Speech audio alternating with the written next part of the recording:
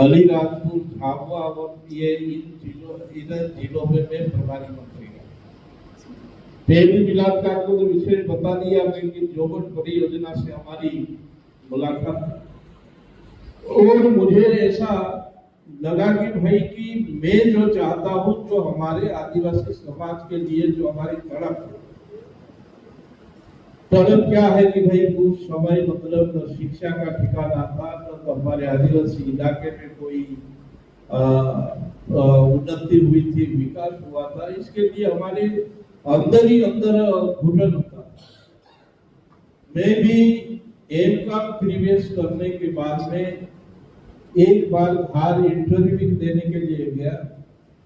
इसके बाद में घर आके निर्णय लिया कि जो आपने यहाँ रामचंद्र विठल घोड़े साहब जो सेंधवा के अपने इस जिले के सांसद थे, उन्होंने हमारे आदिवासी भाइयों के लिए जल जंगल जमीन के ऊपर जो अधिकार की जो लड़ाई लड़ी थी, मैं तो एक ट्राइबल हूँ, आदिवासी हूँ, मैं क्यों नहीं कर सकता।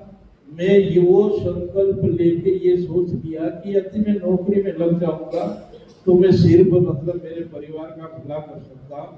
और आज ये मुझे ये करीब 19 साल मंत्रिमंडल में जो हो गया, ये भविष्य सहित मतलब 20 साल हो जाएंगे।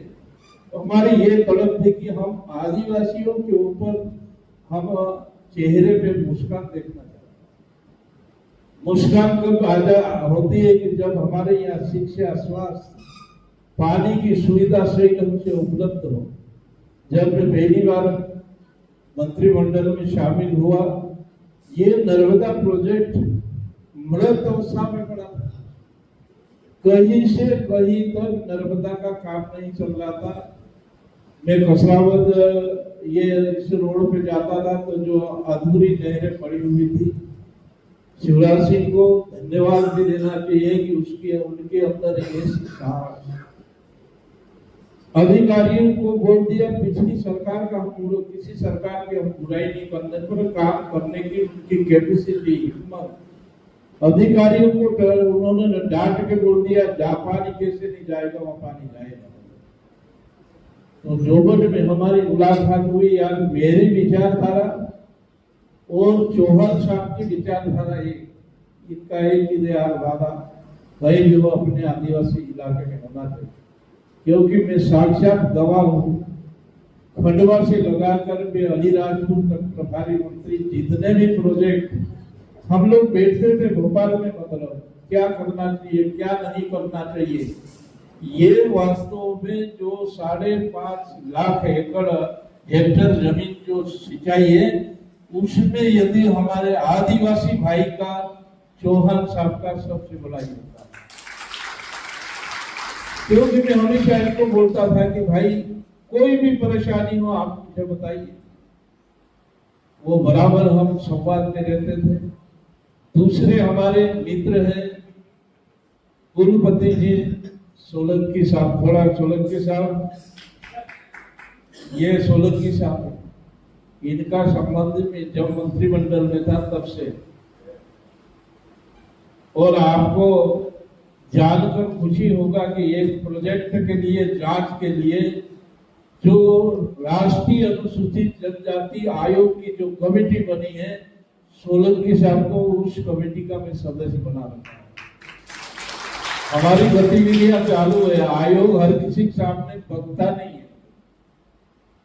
ऐसे दोनों अधिकारी के लिए मैं राष्ट्रीय अनुसूचित जनजाति आयोग की ओर से आपका हार्दिक, चौहान साहब का हार्दिक अभिनंदन, सोलंकी साहब का हार्दिक अभिनंदन। और मेरा यहाँ सब मित्र लोग हैं, सर्विस वाले बहुत से लोग हैं। आप कमीशन से संपर्क करिए।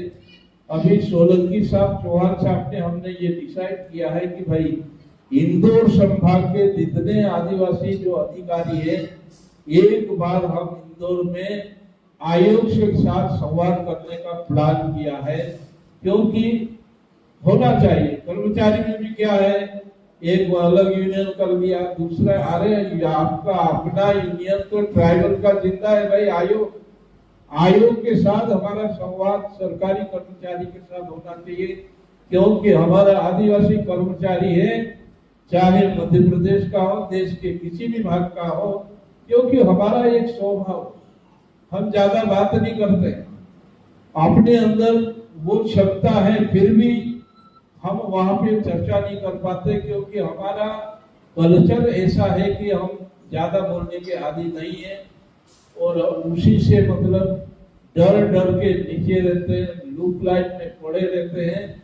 इन सभी बातों से हम सब कर्मचारी से बात करना चाहते हैं, ताकि हम आपके लिए आयोग क्या मदद करें।